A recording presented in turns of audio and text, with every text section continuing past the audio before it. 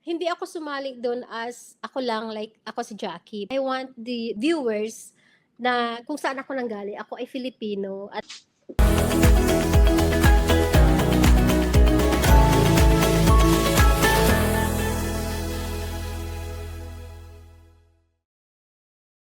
Hey guys, you're in a nutshell with me, Ina. Okay, light, fun episode naman tayo. Maiba naman, ano? Ang ating pag-uusapan, nakaka-proud. Meron po tayong kababayan, a Filipino baker based in Toronto, na na-feature sa isang kilala, sikat na morning show sa Canada.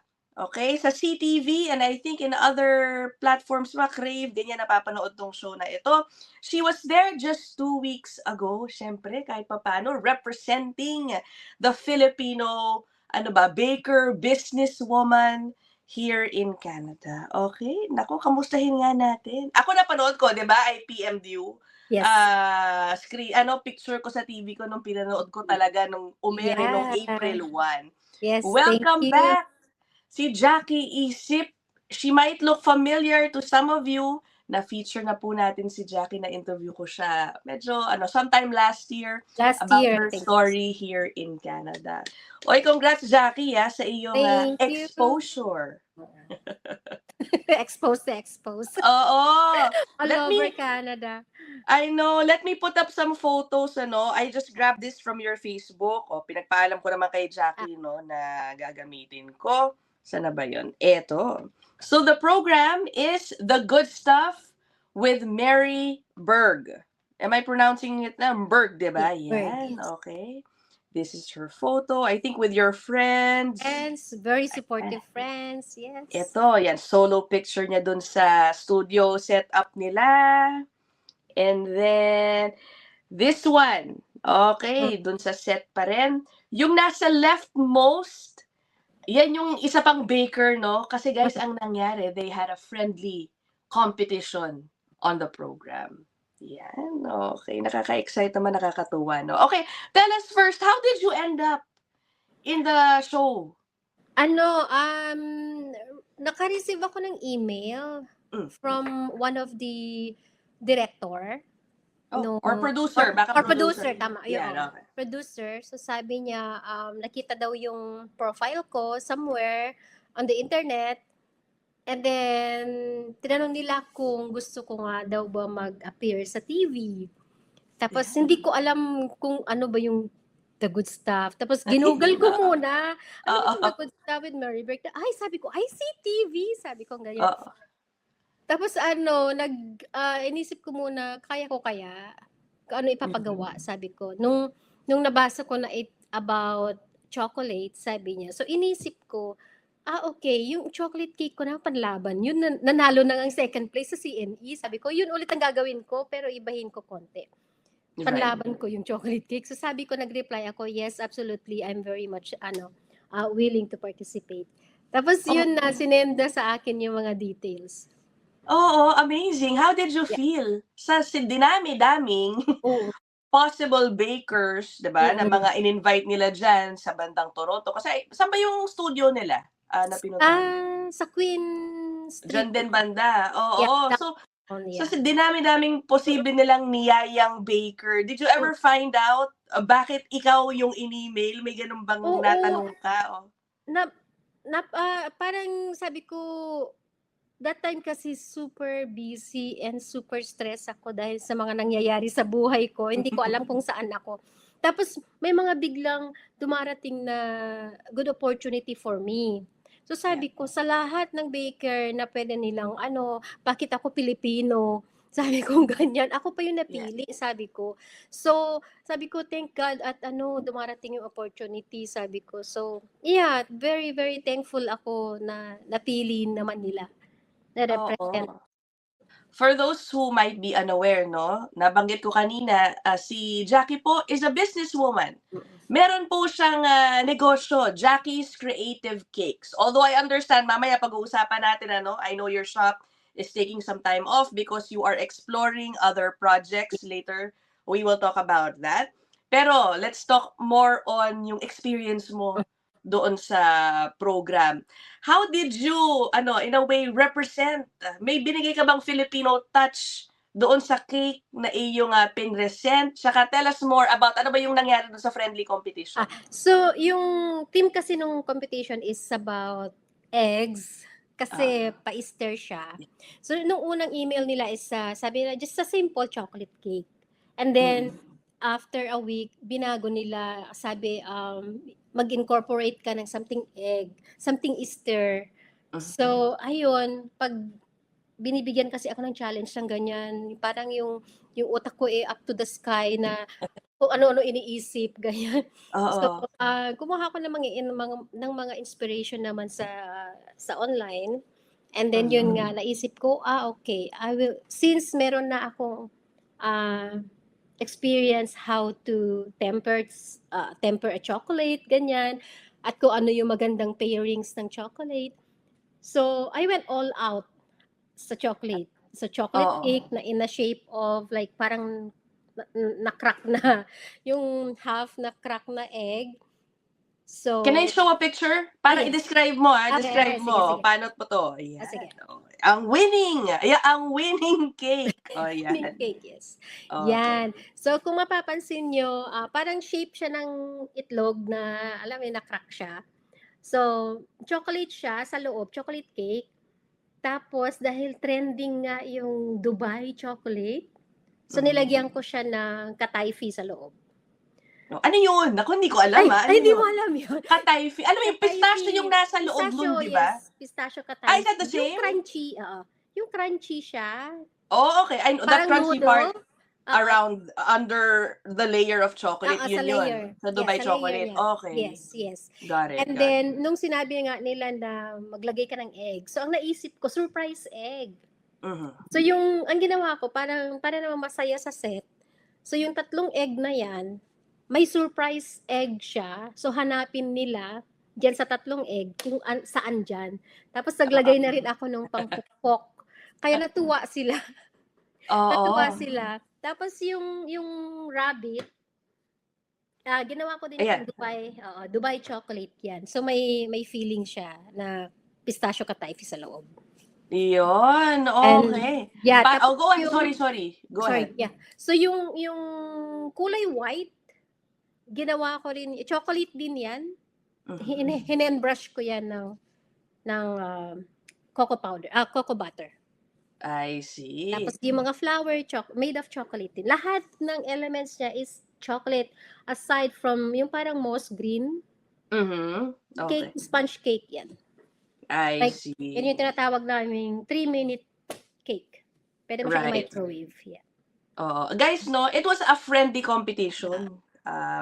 But, tawag dito, ano yung binigay na award sa iyo? Your cake won for its flavor. Tama ba? Yes, for the chocolate flavor, yes. Oo, kasi nga naman, chocolate ang kanilang hanap, Jackie. Mukhang choco overload ito sa iyong explanation. I know, So yung price, appearance fee, meron din silang nabigay ng appearance fee.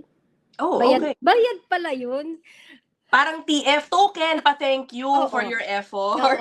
May pa-talent fee. Artista na pala ako, may talent fee. So, both kami nanalo ng one night luxury stay, one night saan nga ba yun? Sa Fairmont Royal Hotel sa downtown. Oh, nice. That's worth about $800. Okay, di okay na rin. Oo, and $150 gift card. Okay. Syempre, I think, dahil nga it's just a friendly competition, Yes. more so it's an opportunity to showcase your talent. Diba? Yes. Guys, I would highly encourage you to look back. Naku po, anong buwan ba last year yung interview natin? Dahil napakaganda nung storya ni Jackie, yung journey niya to becoming a baker and businesswoman. Nag-umpisa po si Jackie, tama, as a caregiver nanny, ganyan. Yes. Oo, and then self-taught po siya sa baking. Bigyan mo nga kami ng maikli, dun sa kwento mo, para lang baka ma-entice sila balikan yung episode natin. Sure. So, I came here sa Canada as a nanny. So, after nanny, Nung nakuha ko yung working permit ko, nagtrabaho ako sa restaurant, and then umalis ako sa restaurant, nag-asawa, ganyan, ganyan, hanggang sa nagkaanak.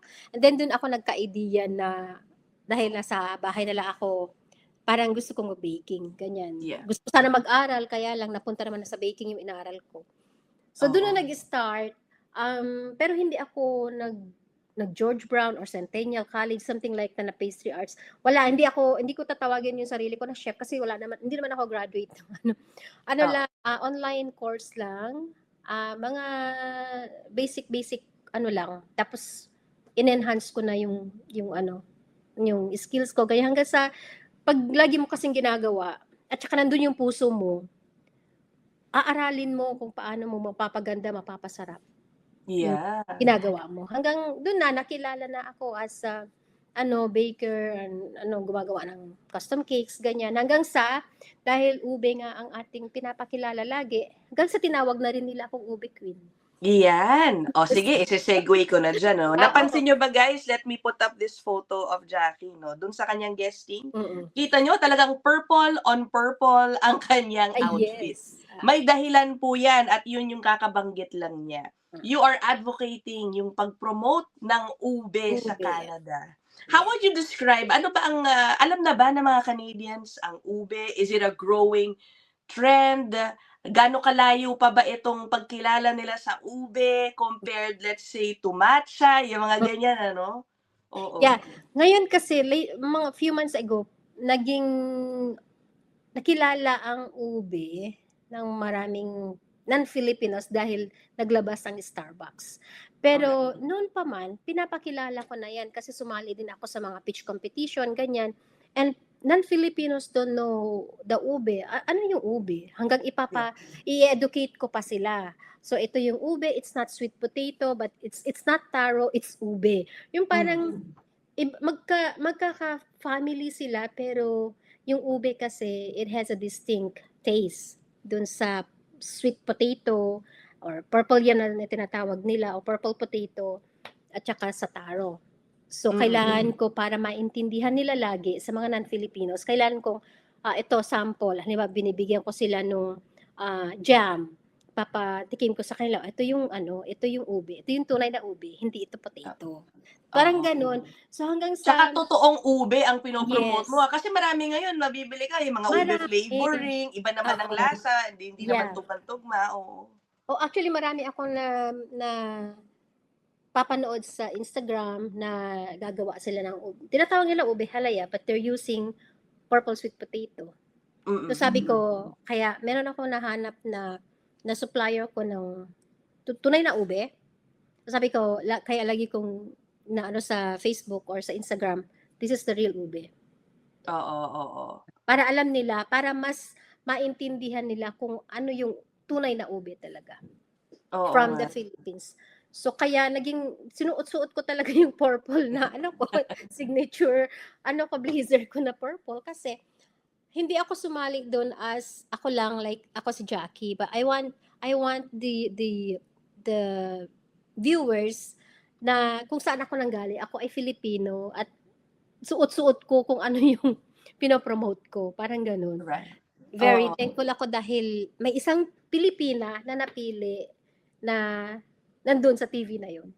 Oo naman. And I love the idea of you promoting this specific product. Yes. 'Di ba?